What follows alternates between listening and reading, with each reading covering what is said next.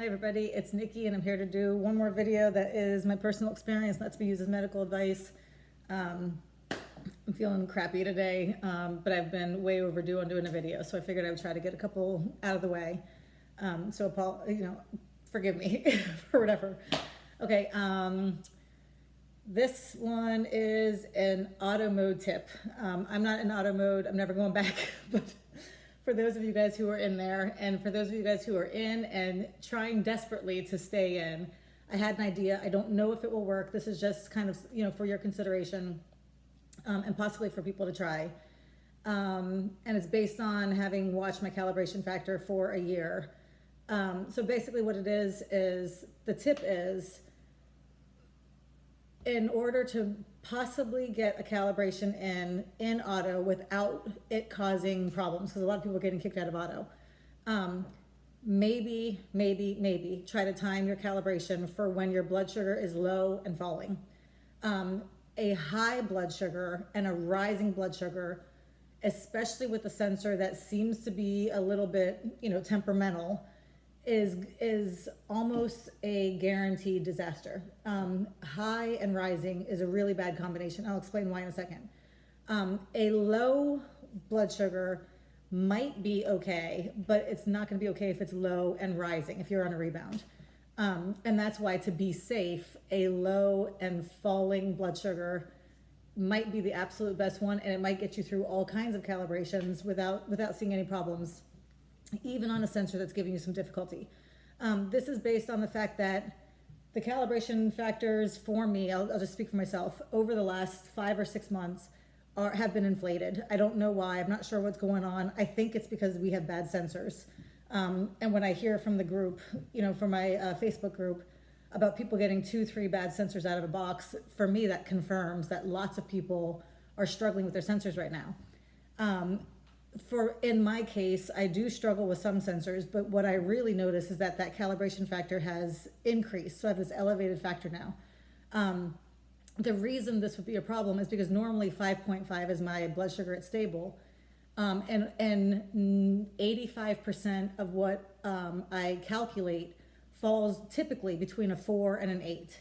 So if you line that up with the Medtronic's recommendations. Spike. Sorry, that's my spike. Thank you, Bob. If you line that up with Medtronic's recommendations about auto mode, or I don't think it's about auto mode, I think it's just about calibrating, that you try to do that within the range of 3 to 8, that has never been a problem for me. However, with these inflated calibration factors, I now see a lot more problems, and consistently throughout the day, I see a factor where I know that if I try to calibrate right now, it would give me a failed calibration. So I think it all fits together. That's my point. So if now, where I used to have a 5.5 for a stable blood sugar, if my 5.5, which is elevated, is now a 6.5 or 7, and now I have a high blood sugar or a rising blood sugar, which increases that calibration factor, consistently, I'm above an 8. I'm above a 9. Yesterday I had a 13. I mean, it was ridiculous. 3 times today I've had a 9. And my blood sugars have all been very good. So it's not like I'm at a 300. My blood sugar is a 160. So the point is that I think that with this inflated number, and my guess is maybe some of us or all of us or a lot of us are experiencing it, I think it's why we're having so many problems with the sensors. And I think that maybe one trick, it doesn't fix anything, but maybe one trick is to try to time it for when you're low and falling. And I'll give you a quick example. Today I came off the treadmill and my blood sugar was a 52 and I knew I was falling. So I calculated my factor. It was a 4.72. I know what I am when I come off of exercise, or I know what I used to be. And I used to be like a 3.6 or a 3.8 or a 3.2 or whatever. So that, for me, that's still that inflated number.